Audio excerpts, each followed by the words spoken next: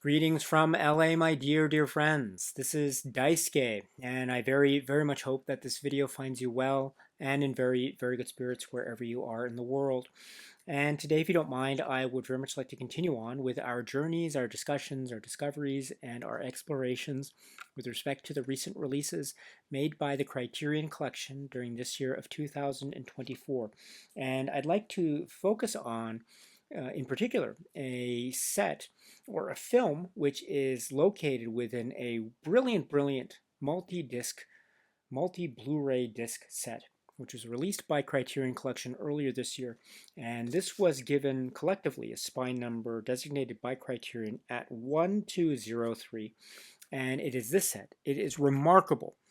Chantal Akerman Masterpieces, 1968 to 1978. This is a great set, one of the great sets. It was released around January 2024. So one great way, what a great way to start the year off with a set like this. So we have been going through each of the films in order as they appear, and so we are currently on Blu-ray disc number 1, or the films that can be found on Blu-ray disc number 1.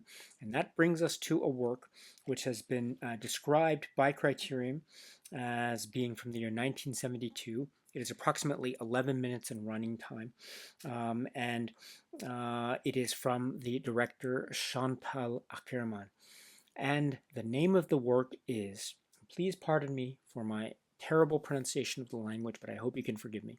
But the name of the work is La Chambre.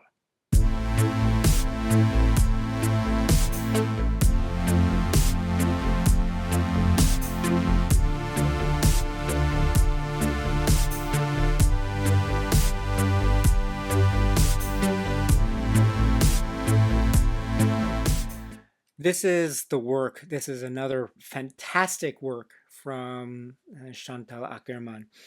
This is described as being from the year 1972. This is also described in the materials, the Criterion materials, for instance, describes this as Chantal Akerman's first New York film. And we do note in New York City, and so we do know that Chantal Akerman at a point earlier in her life did move to New York City, and so this is part of what can be known as the films that she made in New York. And there will be other points in terms of the New York City phase of her career as it's captured, for instance, in this wonderful set, the span of years from 68 to 78. So, but this being one of those works. So, La Chambre, which can be translated into English as the room, and it is focusing in on the kind of environment or setting, which you can see immediately being showcased in this seemingly simple, perhaps even deceptively simple setup.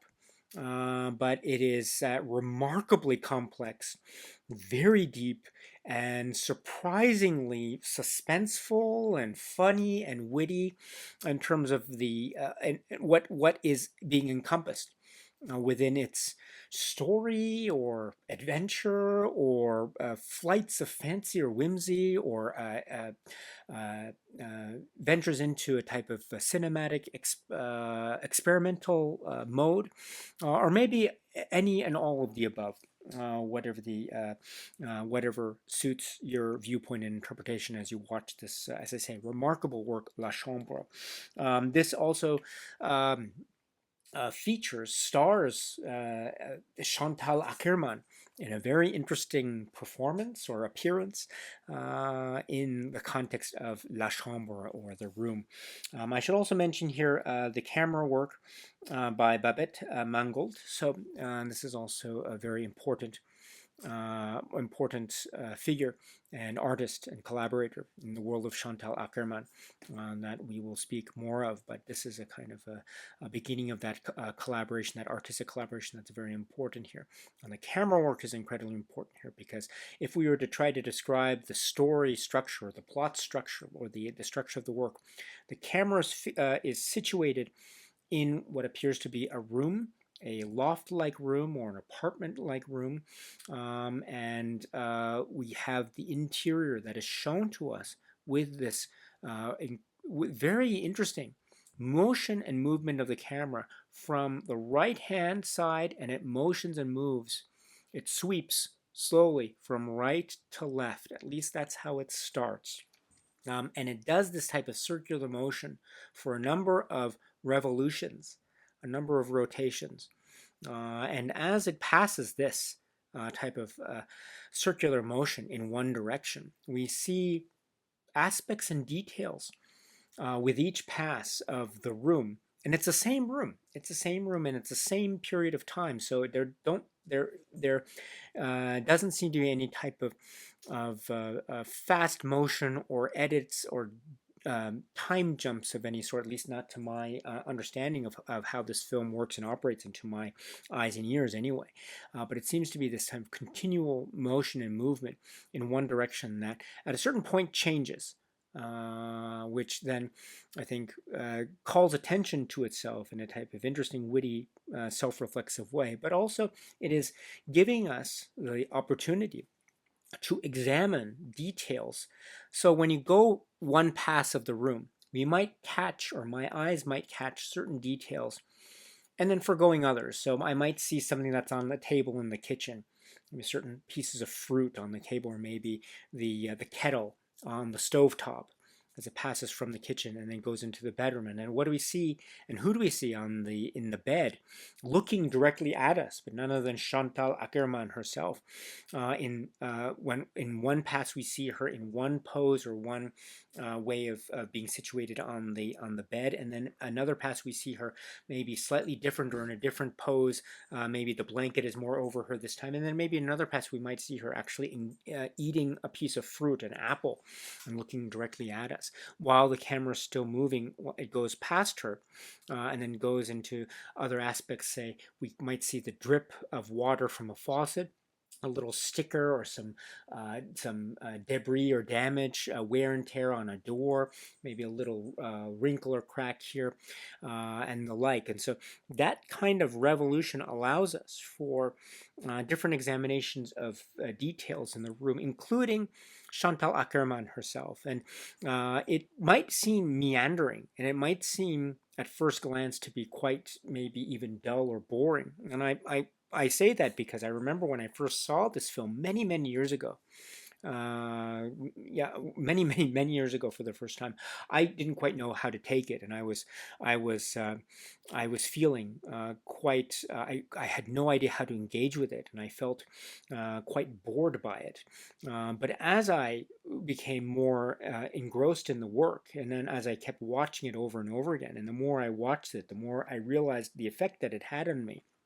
That was absolutely mesmerizing. Okay, so first of all, it really helps me, or it makes me recognize just what I pick out in the details that I pick out versus what I don't pick out upon first glance. And it's really amazing, kind of a fun exercise to see the details that I remember and don't remember, or the details that I pick up on first, and then the details that I pick up on the second pass, and then the third pass, and then even in a different direction, how things change. So it's this idea of things feeling the same, but just on a simple thing like a movement of a camera from one direction or another. It's very slow and very methodical, and then it's changing direction.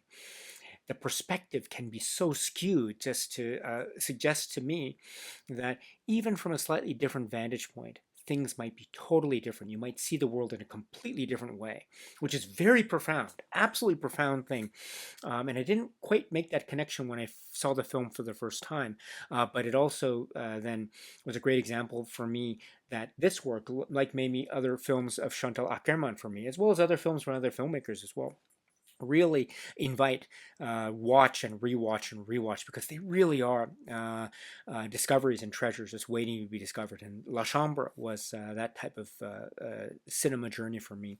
It was one of the first Akerman works that I ever saw, in fact, in my life. So this was a wonderful learning, exploration, and evolutionary experience for me in my own cinema journey. My feelings about this from my very first watch of the film, and not feeling very engaged with it at all, to now being so fully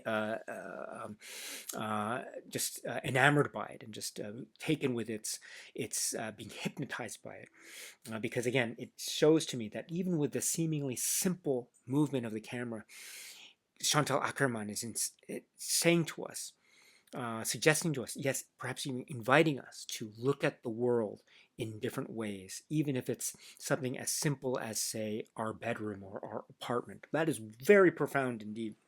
Speaking of looks and gazes, I don't think it's any coincidence that Chantal Akerman not only features centrally and prominently as the only human that we see in this work, but she features looking straight at us. And so again, the idea of the gaze and the look, subjectivity and objectivity is encapsulated, that kind of paradoxical mix and relationship between subjective and objective in cinema, not least of which being that as it's handled in Chantal Akerman cinema. This is, I think, made manifest quite directly by the very appearance of Chantal Akerman herself. Not only that, she's looking directly at us, which is an interesting change from, say, the previous works.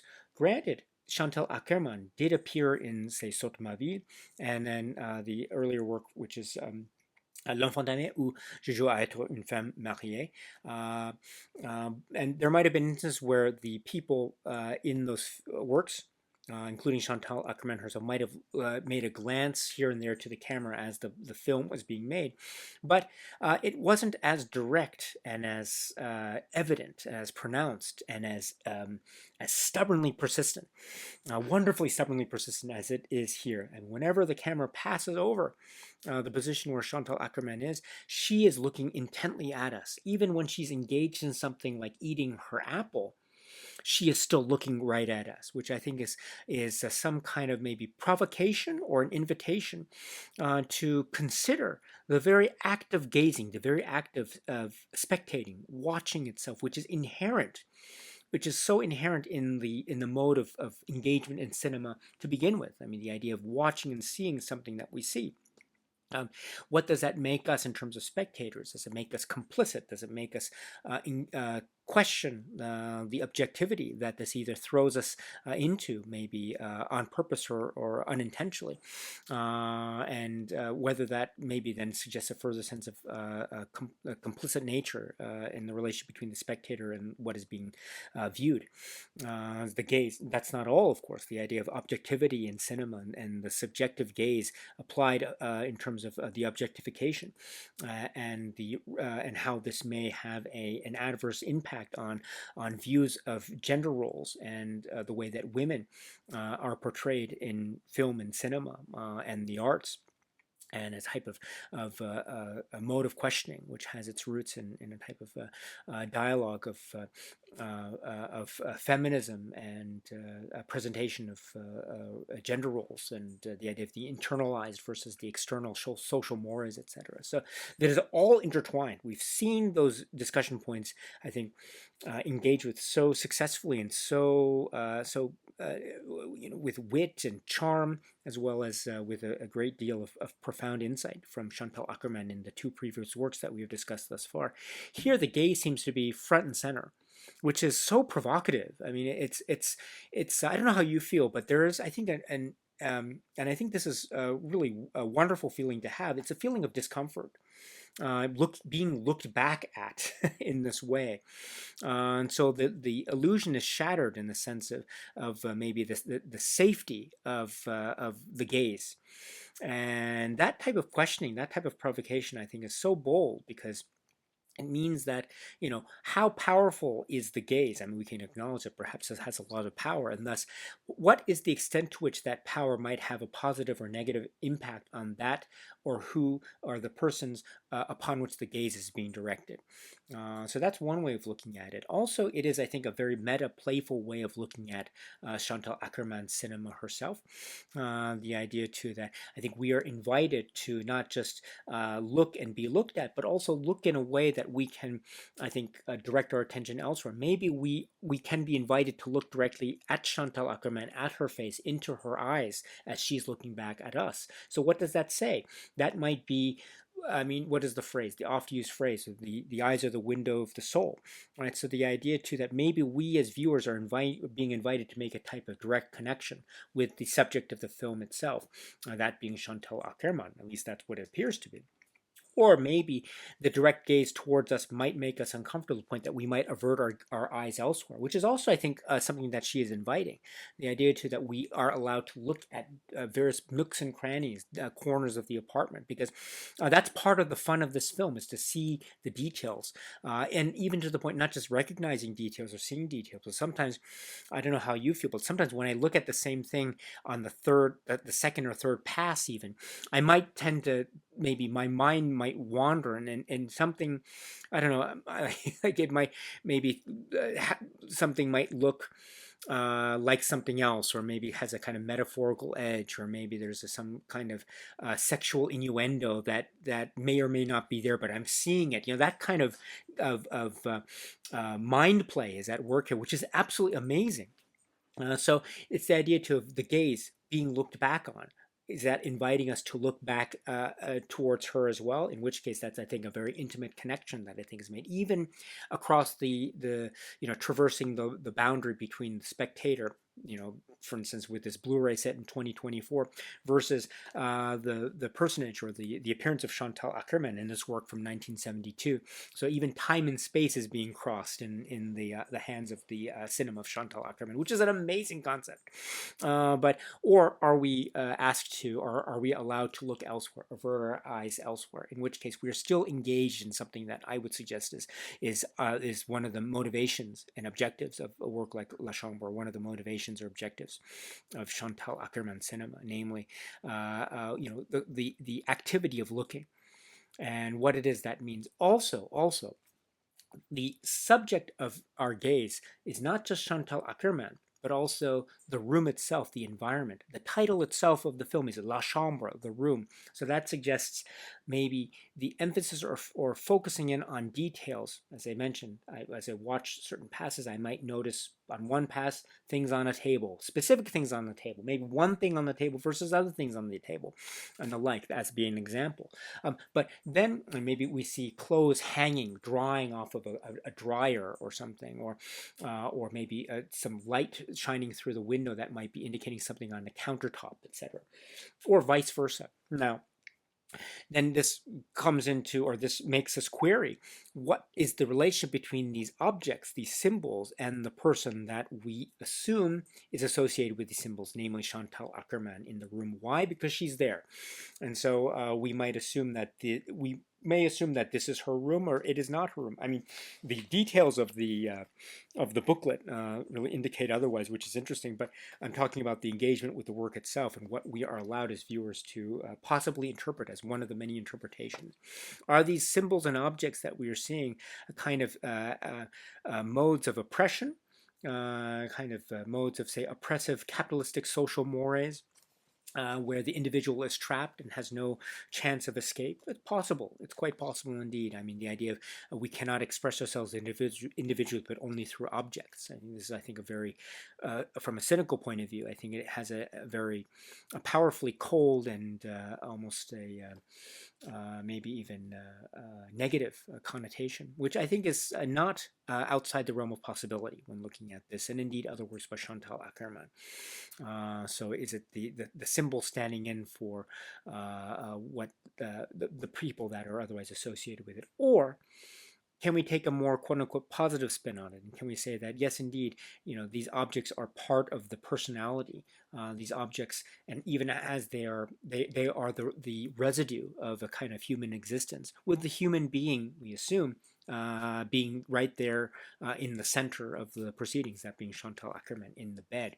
So in that way, a type of residue of human existence has, I think, a possibly positive connotation to it, because it is evidence and proof of a life being lived in a given moment. So there is a very almost celebratory, or almost an optimistic viewpoint on this. Or perhaps it's none of the above. Maybe it is what it is, and objects are objects, and there is a kind of maybe no religious or spiritual context to the existential question. But in any event, that could be possible as well. But this is another point that I really want to emphasize with the works that we've been discussing by Akerman so far, is that a work like The Room, or La Chambre, excuse me, a work like La Chambre, which can be translated into English as The Room, think invites these paradoxical, contradictory interpretations at the same time, which is absolutely amazing, and it blows my mind every time. And in particular, for example, and perhaps most intensely for me, or one of the most intense experiences for me in terms of Akerman's films, is watching La Chambre, because as I mentioned, it was one of the first films that I saw by her, and also it was one of the films that I had a really wonderful trajectory in terms of my own evolution on the work, from my first time watching it being quite bored, not knowing how to engage with it, to now being totally floored by it every single time I watch it. So I made a lot of watches of the film along the way, but it gradually became this wonderful growth for me. And so it could be that sense of my own maybe personal attachment to the work in that context. But in any event, this film, like her other films, but this being a great prime example, is one where we can interpret many different things at once. Even seemingly contradictory impulses and ideas can be had at the same time, which is a remarkable feat. Again, deceptively simple. This film seems very simple, but it's not. Or even perhaps maybe another way to put it, in its simplicity, we have the world opening up before us, which itself is its own wonderfully complex thing indeed. So this film, La Chambre, is one that I absolutely adore. It is one of my favorite works by Chantal Akerman. And it is a short film, and so it is one that I encourage multiple views. Please watch it as many times as possible. It is fun. It's so fun. It's the idea of what am I going to catch next in the next pass of the camera. And when the camera stops and then makes its motion in the other direction, now I feel like it's this huge, oh my goodness, moment when I watch it, because it's a sudden shift.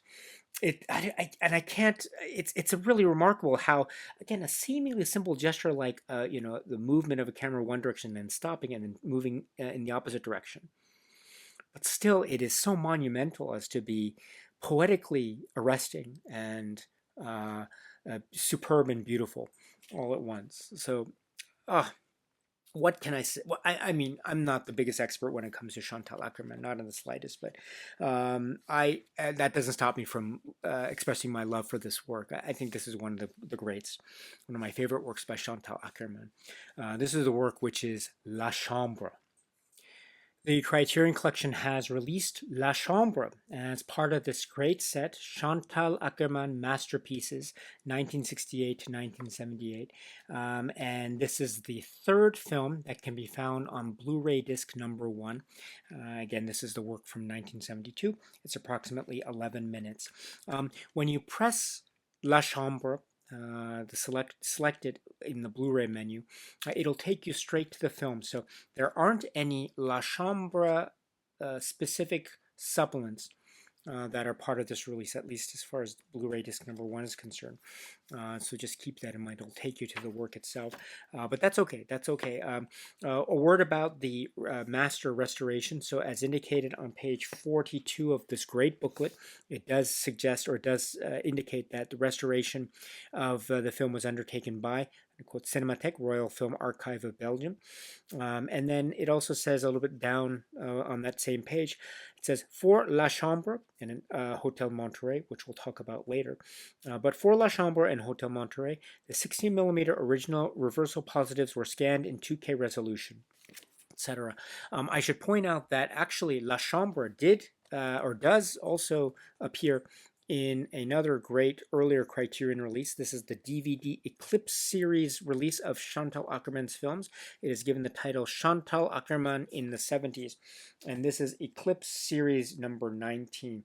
So it does have a number of the works, and indeed the films that we have in this earlier Eclipse series are found in this now new 2024 Blu-ray set from Criterion. So it's great to see these works back, but it's a reminder too of, I mean, it looks, this was the disc here, which had, among other works, La Chambre. So, I mean, it looked really great here, but I must say, I love how it looks, love how it looks here.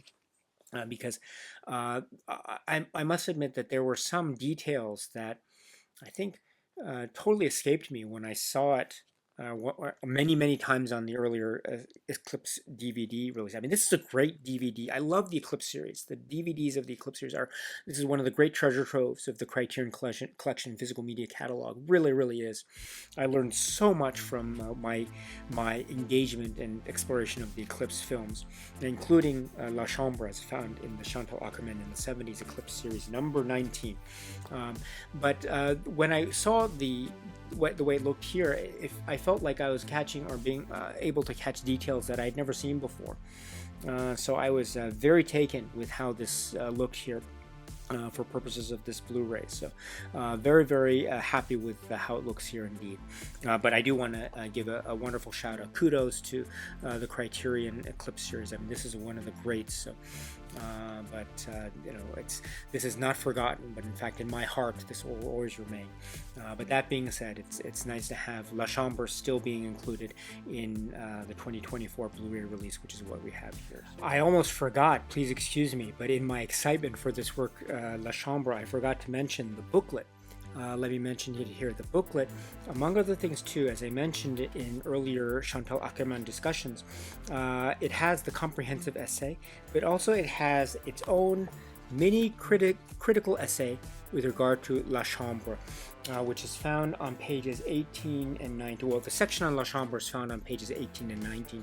The essay itself is found on page 19, together with descriptions about the credits and other aspects of the technical aspects of the work. So it's another great essay in terms of the way that Akerman seems to be personalizing the technical aspect of this. There is a reference made to Michael Snow, for example, which is interesting, and there's also the way that the intimate details of the intimate nature of the details of the room itself, I think, become part of the character and the tenor of the work, which is emphasized, I think, so brilliantly in the essay, done much better than I could ever hope to achieve. But in any event, please check out the mini essay as well for La Chambre if you have the opportunity. So again, the La Chambre specific pages are pages 18 and 19 of the booklet.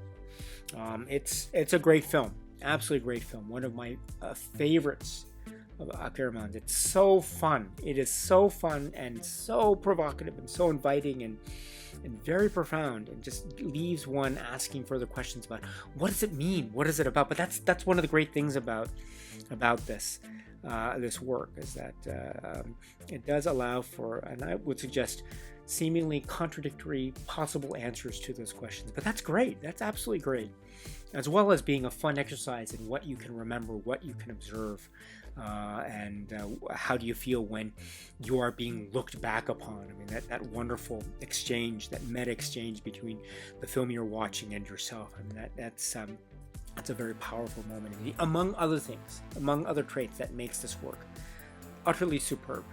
So this is the film from Chantal Akerman, which is La Chambre. All right, my dear friends, so that's it for now, but we will continue on with our Chantal Akerman Masterpieces 1968 to 1978 discussion series as we progress with the next film that we found here. So I look forward to seeing you at the next video if you are interested, my dear friends. But whatever the case may be, please continue to be happy and healthy and well, and please keep on watching a lot of great movies like La Chambre, like other films by Chantal Akerman, like other films in the Criterion Collection, and beyond. So until the next video, my dear friends, stay strong, stay safe, and cheers. Salut.